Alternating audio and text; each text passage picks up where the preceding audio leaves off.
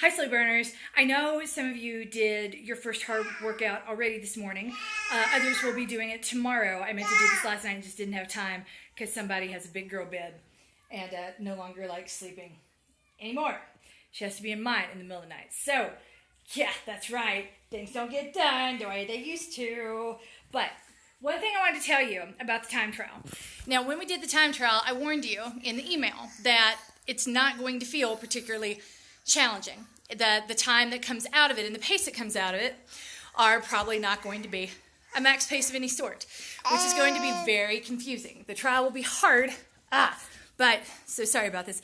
The trial will be hard, but it's not supposed to lead to the hardest, fastest possible pace you could ever run.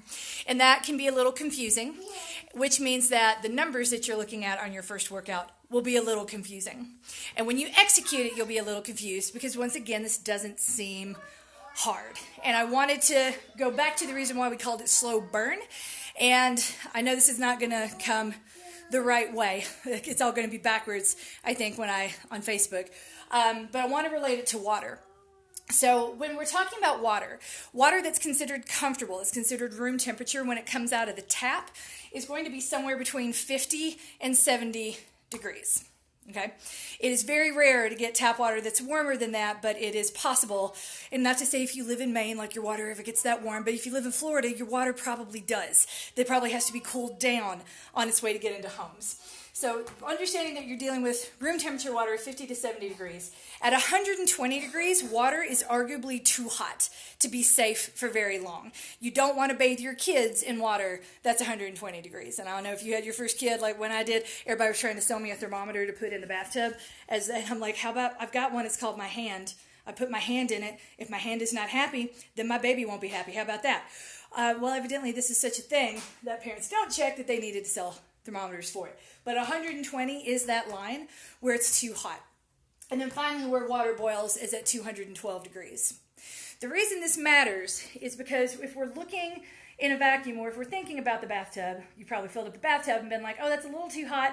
It'll cool off because water cools off at a fairly rapid rate depending on where you are. So it's incredibly rare that any of us would be in a situation where the water temperature continues to rise. It's just not familiar. It happens to things we're cooking on the stove, happens to tea when it's boiling, but it really doesn't happen anywhere else in our lives. So the whole concept of over time this will get warmer is incredibly unfamiliar because over time things tend to cool down. Don't talk to me about the environment. That's totally separate. But this is what I want you to remember, keeping this in line. This feels fine for drinking. For 120, you definitely don't want to drink that. That will burn your tongue. 212 degrees, you don't even want to come anywhere near it. That's going to absolutely cause damage. Just like that, we don't need a pace that's anywhere near the damage-causing place. Nothing good is going to happen over 120.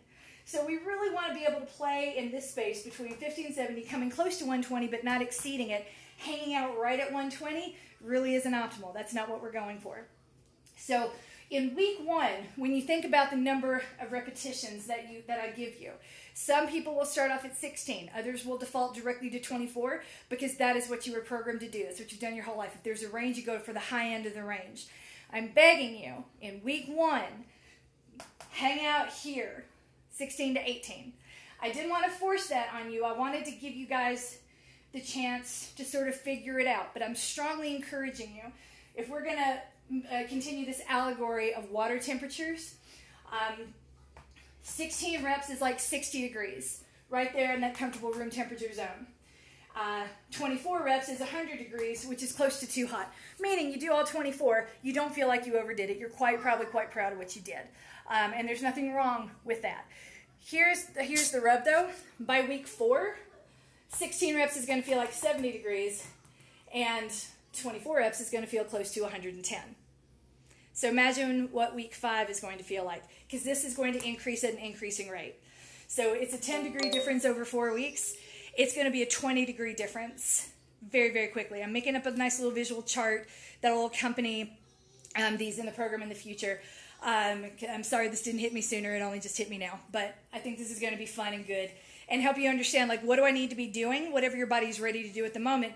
But understand, wherever you set the bar in week 1, if you do 24 reps the first week, and then in week 2 or week 3, you're like, I can only do 18. I don't want you to be like, what's wrong with me? Am I regressing? No, you're not. I would rather you started off a little more conservatively and then picked it up over time, rather than do one workout and say, oh, that wasn't hard. Well, there's no single workout or single day that's hard. This program is based off the velocity of VO2 max. It's based off of cumulative fatigue.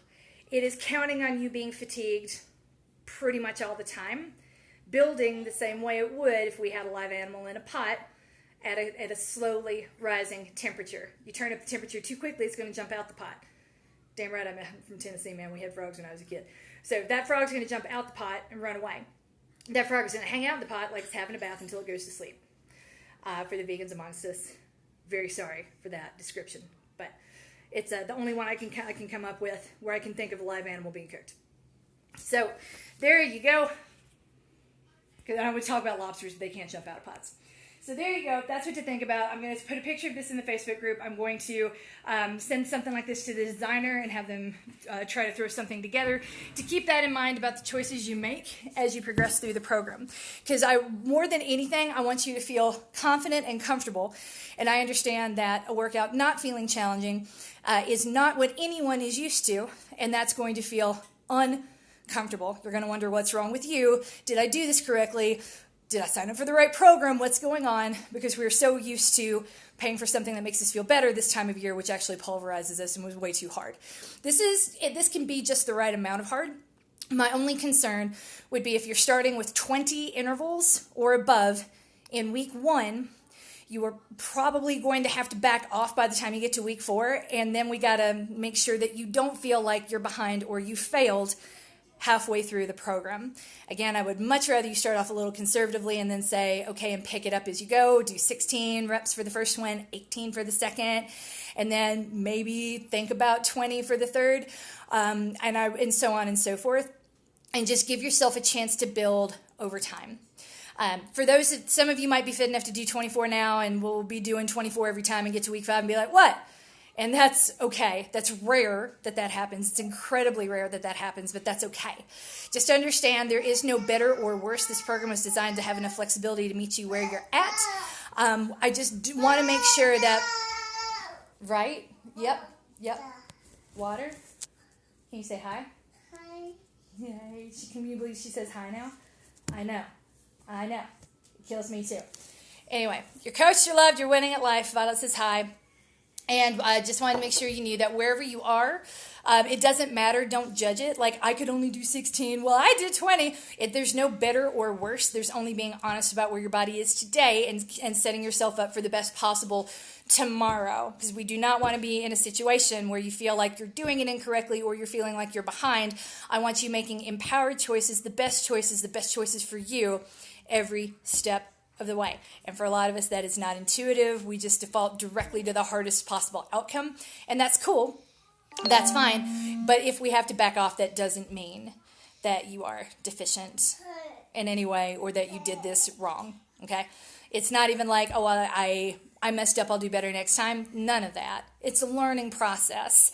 And it's not just learning your body, it's learning the way I coach. Because we all know by now, the way I do things is not the way most people do things. I cannot think of another coach who would have a program like this out.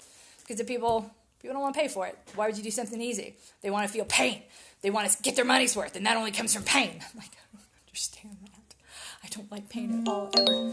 Anyway, someone else is drawing on the board, so I'm going to have to go. You're coached, you're loved. Keep winning the slow burn.